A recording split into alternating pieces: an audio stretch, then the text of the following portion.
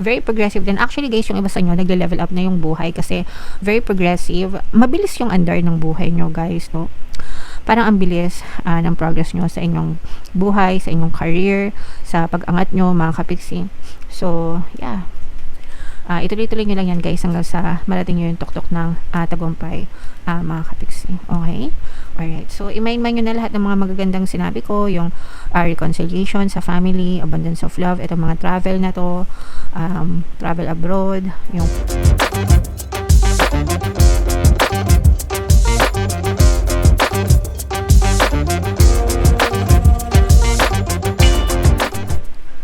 hello guys, hello Taurus, welcome back to Pinoy Pixie Tarot. Ang pamagat ng episode natin for tonight is full moon kapalaran mga kapiksi para ngayon December to January guys, para sa Taurus, Sun, Moon, Rising Sign and Venus. Yung ating full moon ngayong December guys ay sa December 4. Yung next na full moon naman natin ay sa January 3 mga kapiksi. So, ang reading na to ay para sa period na yan. And ang pamagat ng ating full moon mga kapiksi ay cold moon. Isa rin siyang super moon guys. Okay? So, ito yung ating moon message for you. It's time to release negativity. So, yeah, kailangan nating i-let go, i-release yung mga negativity sa buhay natin, guys. Lalo na ngayon na December, January, no? So, magbababay na tayo, guys, sa 2025 and mag-hello naman tayo sa 2026. So, wag na nating dalhin sa 2026 yung kanigahan natin sa buhay, mga kapiksi. Kung gusto natin magbago yung buhay natin, yung takbo ng buhay natin, sa bagong taon, 'di ba? Kayo na mismo yung magkaroon ng disiplina sa sarili nyo para magbabay sa kanigahan, magbago. Kailangan yung baguhin yung pattern of thoughts nyo, yung habits nyo, yung perception nyo, yung ugali nyo, lahat ng nakasanayan yung nega or lahat ng nakasanayan yung hindi maganda. Mga kapiksi, okay? And yeah, and focus on positivity, guys, para alam niyo yun, para positive naman yung mangyari din sa inyo. Okay? Alright. Emote, it's better all out than in. Okay?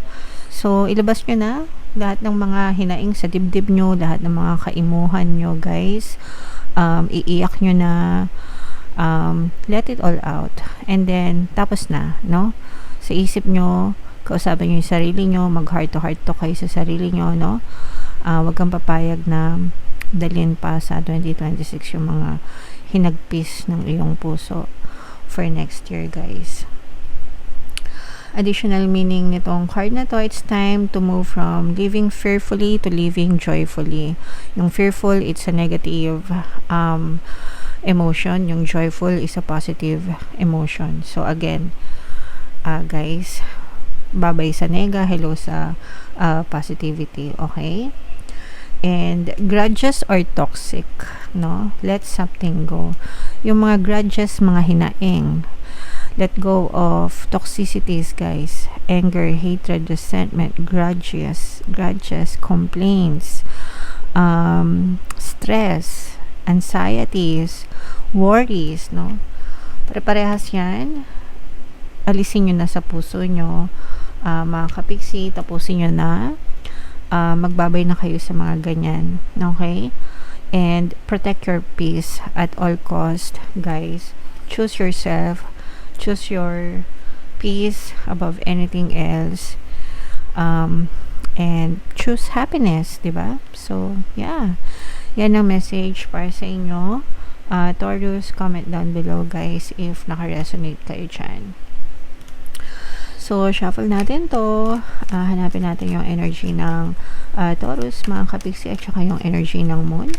Habang sinashuffle ko to, guys, panoorin nyo muna yung video natin regarding sa ating paano mag-manifest ng abundance video course.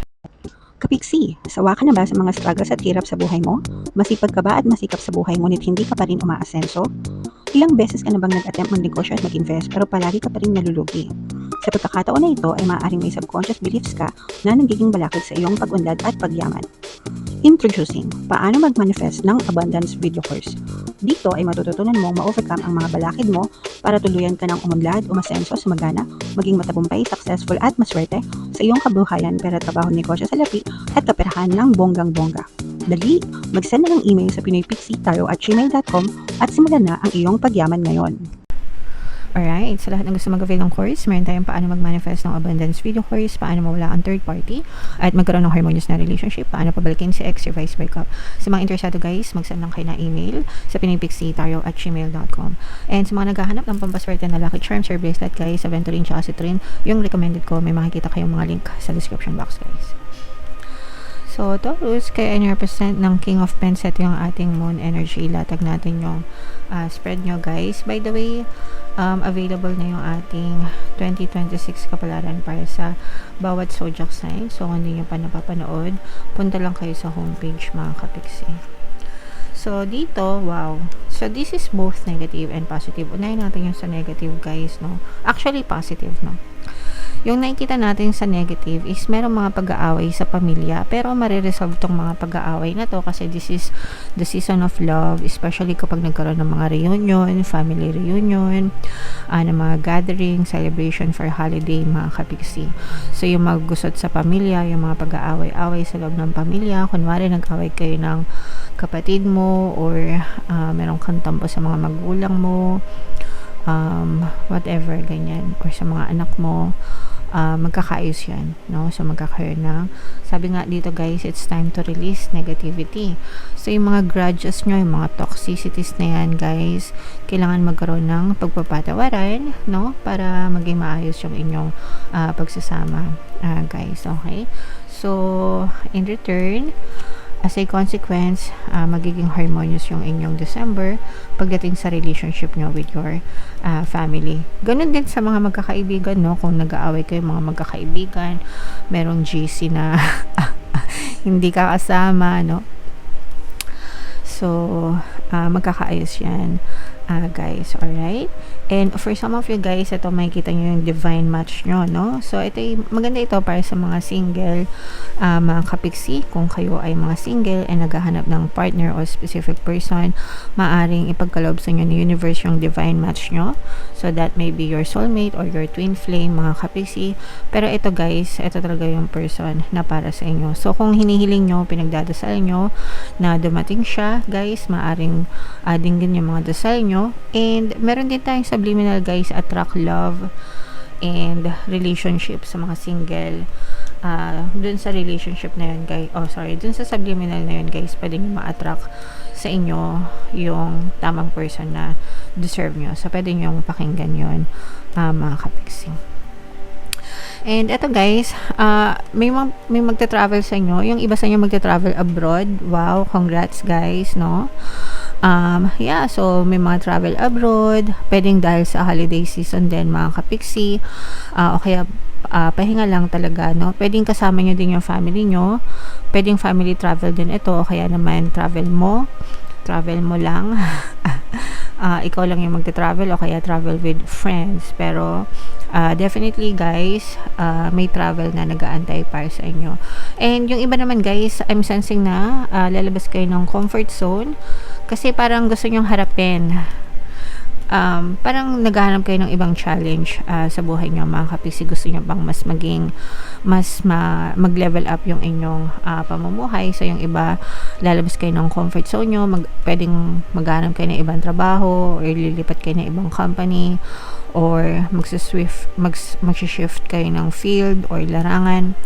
But definitely this is going out of your comfort zone, guys. Very progressive din. Actually guys, yung iba sa inyo nagle-level up na yung buhay kasi very progressive. Mabilis yung andar ng buhay nyo guys, no? Parang ang bilis ng progress nyo sa inyong buhay, sa inyong career, sa pag-angat nyo, mga kapiksi. So, yeah. Ituloy-tuloy nyo lang yan guys hanggang sa marating nyo yung tuktok ng tagumpay, mga kapiksi. Okay? Alright. So, i-mind nyo na lahat ng mga magagandang sinabi ko, yung reconciliation sa family, abundance of love, itong mga travel na to, travel abroad, yung paglabas ng comfort zone. So, what else guys? Tingnan pa natin. So, meron ditong presence ng fire sign, Aries, Leo, Sagittarius. Merong maaari magbalik sa inyo from your past, guys. Pero itong person na to, this is somebody na immature.